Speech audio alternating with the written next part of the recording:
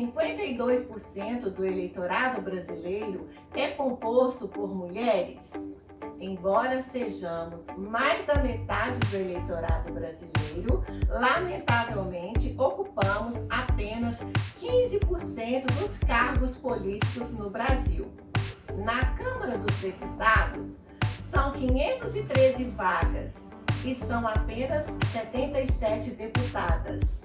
No Senado Federal, são 81 vagas e somos apenas 12 senadoras. Na Assembleia Legislativa de Minas Gerais, são 77 cadeiras e apenas 10 cadeiras são ocupadas por mulheres. Aqui no município de Ribeirão das Neves, são 14 vagas na Câmara Municipal e apenas uma vaga é ocupada por uma mulher.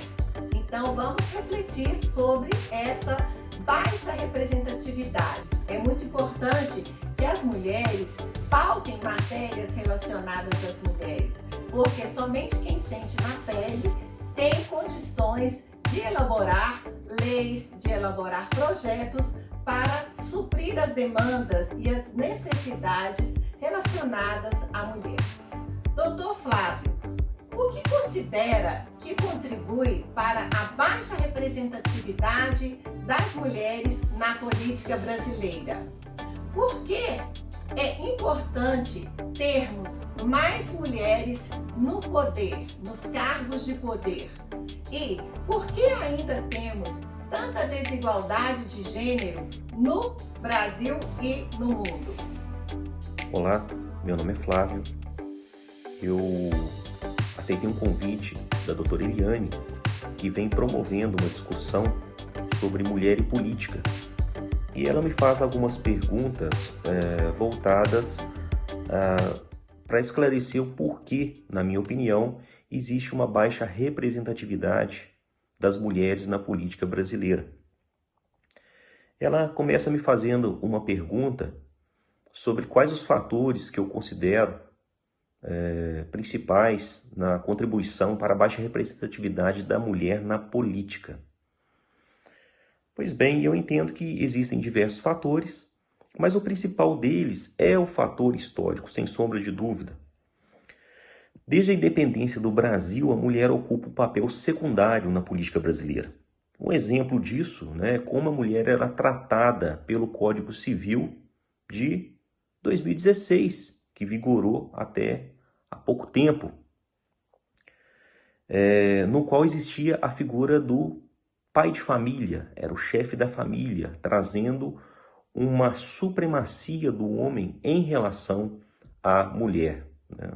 Então, como a nossa legislação era uma legislação machista, porque na própria lei existia essa sobreposição do homem em relação à mulher.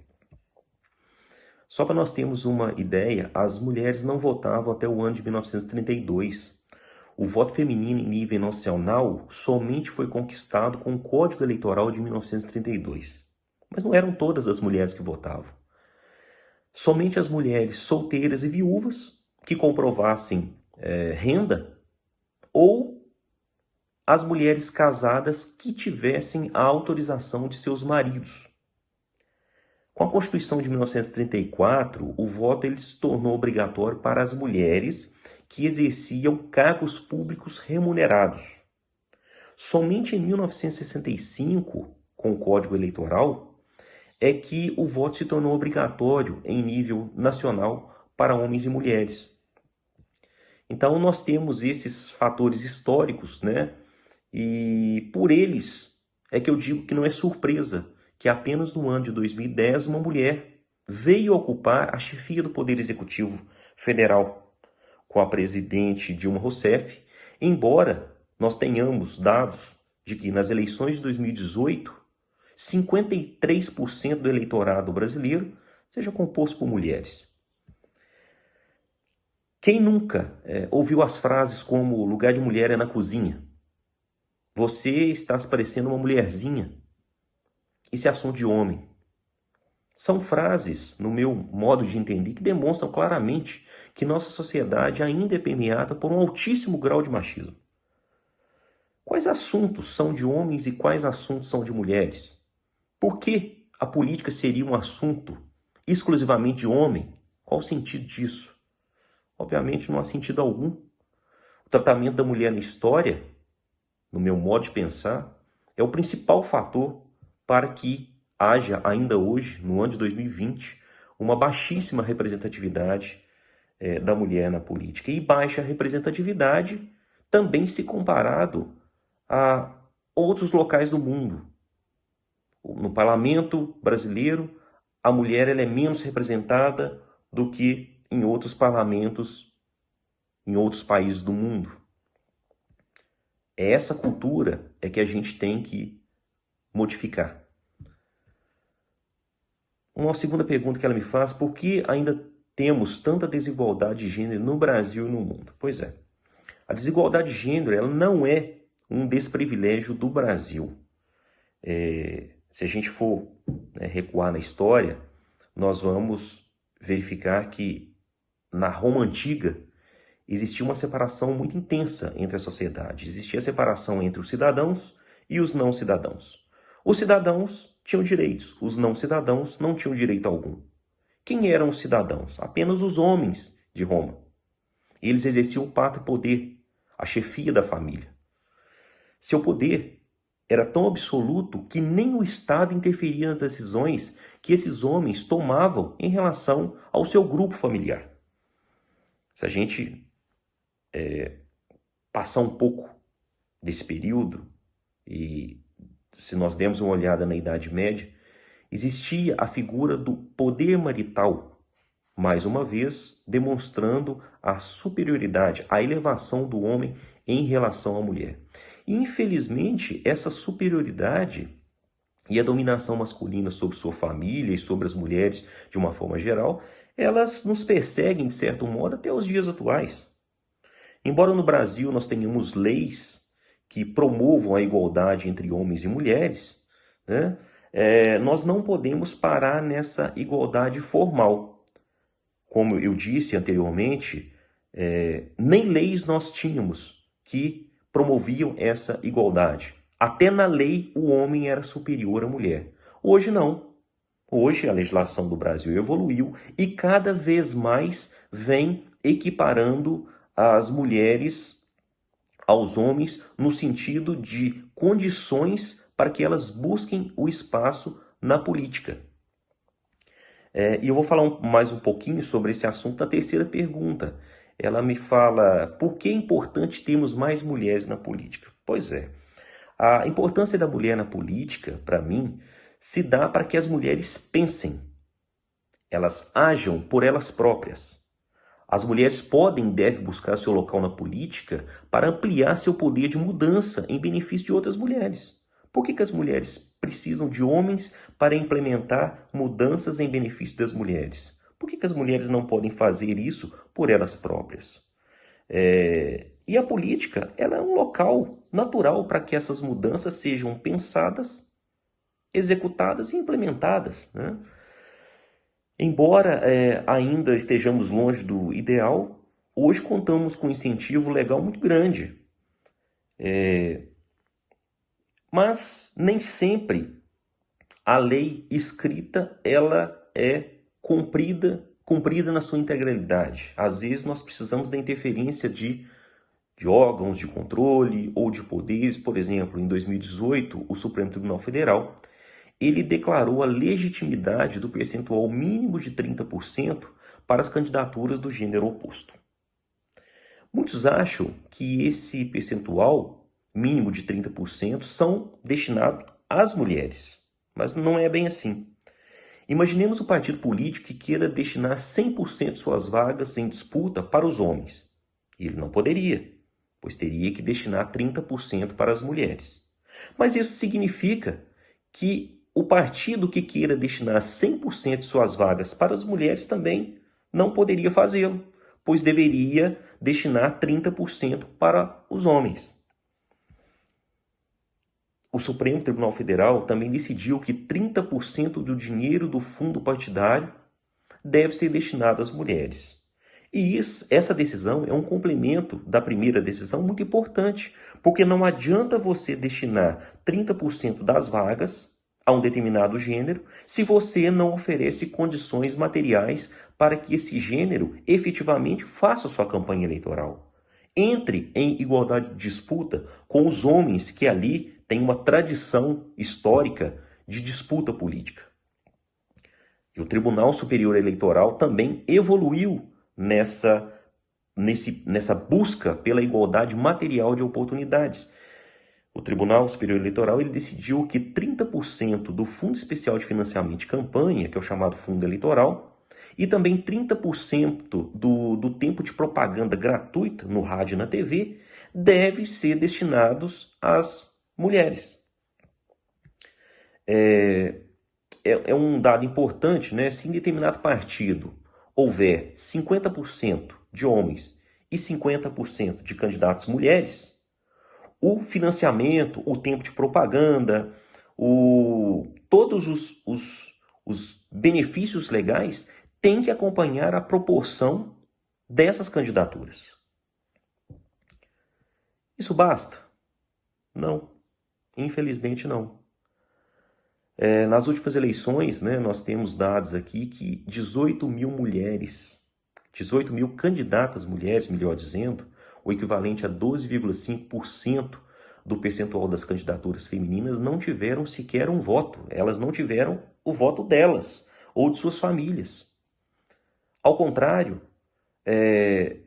o percentual de homens, de candidatos homens que não tiveram nenhum voto, equivale a 2,5% dos candidatos do gênero masculino. Infelizmente, ainda verificamos que muitos partidos políticos utilizam as mulheres apenas como números para o preenchimento da cota de gênero.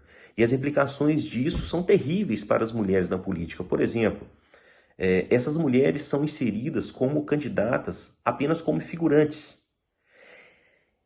Elas não recebem o verdadeiro financiamento, porque ainda que alguns partidos, destinem aquele percentual mínimo para as candidaturas femininas, muitas mulheres tornam a utilizar esse dinheiro em benefício de candidaturas masculinas, doando esses dinheiros para os candidatos homens. E isso acontece muito no Brasil. Então, recentemente, como uma forma de coibir, de diminuir essa verdadeira fraude que acontece em muitos locais, o Tribunal Superior Eleitoral ele decidiu que se houver fraude no preenchimento da cota de gênero, o que ficou chamado, conhecido como candidaturas laranja, a penalidade vai ser o indeferimento do DRAP,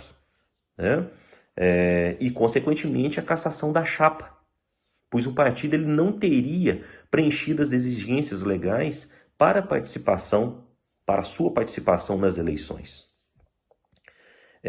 Nós então vemos que vários esforços estão sendo realizados para fazer com que haja uma efetiva participação das mulheres na política e que as mulheres que queiram participar do pleito, dos mecanismos de acesso ao poder, tenham condições materiais para disputarem em igualdade de condições com os homens. Eu trago aqui uma decisão do Tribunal Superior Eleitoral do México, que decidiu no ano de 2017 que os partidos políticos eles devem buscar a paridade de gêneros na composição de seus órgãos de direção. Se nós pensarmos que a mulher ela tem igualdade de oportunidade, ou que ela deva ter igualdade de oportunidade apenas no momento das eleições, naquele período eleitoral, nós não vamos transformar essa pretensão em algo concreto.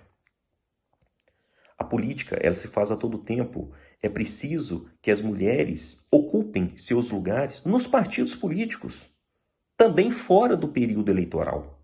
É preciso que as mulheres busquem participar dos órgãos de direção partidária. Porque se as mulheres ali estiverem, eu acho que se torna muito mais fácil você pensar com antecedência quais as ferramentas que você vai se utilizar para que elas consigam acessar o poder, né?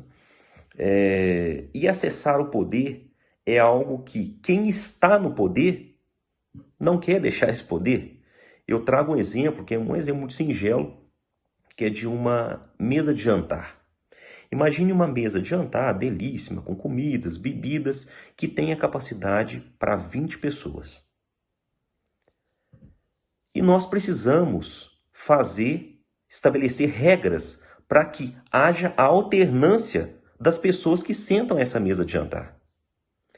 Será que quando a comida e a bebida já estão servidas ali, essas pessoas que ali estão sentadas, essas 20 pessoas, vão querer fazer regras para que aquelas pessoas deixem de estar ali e outras pessoas acessem aquela comida e bebida? Ou essas pessoas que ali estão sentadas, elas vão fazer de tudo para ali permanecer? É óbvio que elas vão fazer de tudo para ali permanecer. Ninguém quer sair daquela mesa. Ninguém quer deixar de ter acesso àquela comida, àquela bebida que estão ali belamente servidas, né? E assim acontece na política. Esse exemplo se traduz perfeitamente à política. Porque os mandatários de poder, as pessoas que estão nos cargos eletivos, nos mandatos eletivos, eles não vão querer fazer regras para flexibilizar, para permitir que outras pessoas cheguem ali, porque uma vez que outras pessoas cheguem ao poder, aquelas pessoas que já estão, elas obrigatoriamente devem sair, porque nós estamos falando de um número limitado de cadeiras.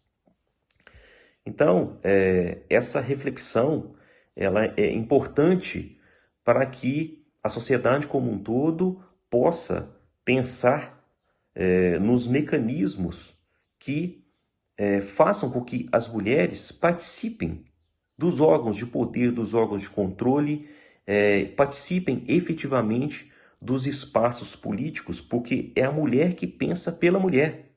A mulher ela tem plena capacidade de disputa, mas ela precisa ter as ferramentas que os homens têm para acessar aqueles cargos eletivos. Bem, é esse o meu modo de encarar esse assunto, né? Um assunto que precisa ser refletido o tempo todo e todos nós podemos dar a nossa contribuição, seja como fiscais, seja como eleitores, e principalmente eu peço às mulheres que tenham um olhar diferente para aquela candidata mulher. Se ela disputa uma vaga na Câmara Municipal, se ela disputa uma vaga na Assembleia Legislativa, se ela disputa uma vaga na Câmara dos Deputados ou no Senado Federal, talvez essa mulher ela tenha planos concretos, né, sua proposta de trabalho, ela disponibilize ferramentas que se voltem para outras mulheres, né? Então, esse é o meu modo de pensar, esse é o meu modo de contribuir, né, com esse assunto. Muito obrigado a todos e a todas. Bom dia. Doutor Flávio, muito obrigada pela sua contribuição com a pauta do programa. Foi muito importante. Sua experiência e conhecimento em matéria eleitoral faz com que você seja uma referência no assunto. E a contextualização histórica que você apresentou sobre a participação da mulher na política nos permitiu refletir melhor sobre a importância do papel da mulher na política. Pois nós mulheres temos competência, capacidade e condições para exercermos os cargos nos poderes. As ferramentas que os homens dispõem para concorrer a esses cargos também devem ser ampliadas em igualdade para as mulheres, para que nós também possamos acessar os cargos políticos. Só nos falta a igualdade de oportunidades. É preciso mantermos os esforços para a participação das mulheres na política avançar e a gente tenha mais proporcionalidade na candidatura entre homens e mulheres. Ser mulheres no poder significa o amadurecimento da democracia no Brasil. Portanto, passa obrigatoriamente pela proporcional representação entre homens e mulheres, para que os 52% da população brasileira constituída de mulheres possa contribuir com a construção da igualdade no Brasil. Ao ocupar um cargo de poder, as mulheres mostram que lugar de mulher é onde ela quiser.